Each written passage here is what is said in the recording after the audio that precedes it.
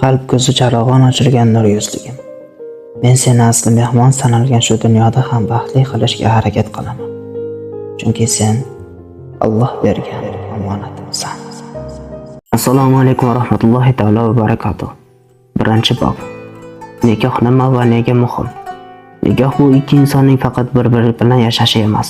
Nikoh mas'uliyat, sabr va bir umrga berilgan va'dadir. Ko'p odamlar nikohni faqat to'y deb o'ylaydi. Aslida esa to'y bir kun, nikoh bir umr.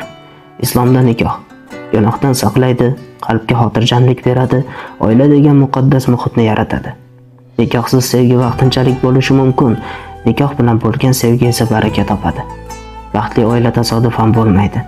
U bilib, sabr va niyat bilan quriladi. Nikohdagi niyat. Nikoh Alloh roziligi uchun qilinsa, u ibodatga aylanadi. Pul, chiroy yoki odamlar gapiga qarab qilingan nikoh tez sinovga uchraydi. To'g'ri niyat bilan qurilgan oila barakali bo'ladi. Qiyinchilikda ham buzilmaydi. Er-xotin bir-biriga suyanch bo'ladi. Nikohdan oldin inson o'ziga savol berish kerak. Men turmush qurishga tayyormanmi yoki faqat his-tuyg'u bilan yurayapmanmi? Sevgi va mas'uliyat. Sevgi faqat shirin so'z emas, sevgi mas'uliyatni zimmasiga olishdir. Ba'zida sevgi sabr bilan sinaladi, ba'zida esa sukunat bilan saqlanadi. Nikohda tushunish, kechirish, eshitish sevgi bilan yonma-yon yuradi. Erkakning vazifasi. Erkak oilani suyanchi hisoblanadi. U faqat ta'minotchi emas, balki himoyachi va yo'lboshchidir. Erkak adolatli bo'lishi, so'zida turishi, oilasiga vaqt ajratishi kerak. Ayolga beriladigan hurmat erkakning iymonidan dalolat. Ayolning vazifasi. Ayol oilaning qalbidir. U bo'lmasa, uy shunchaki devor bo'lib qoladi.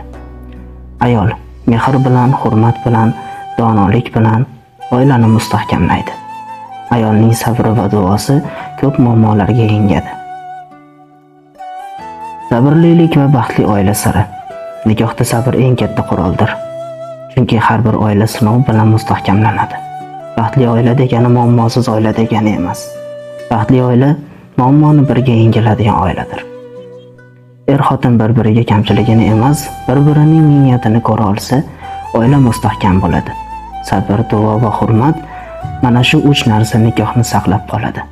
Nikoh faqat ikki inson emas, nikoh qalbning Alloh roziligi uchun birlashuvidir. Yetkazgan vaqtingizga rozi bo'ling. Alloh xayrli nikohni va baxtli oilani nasib qilsin. Allohumma amin ajmain. Muallif Qodirjonov hafizulloh.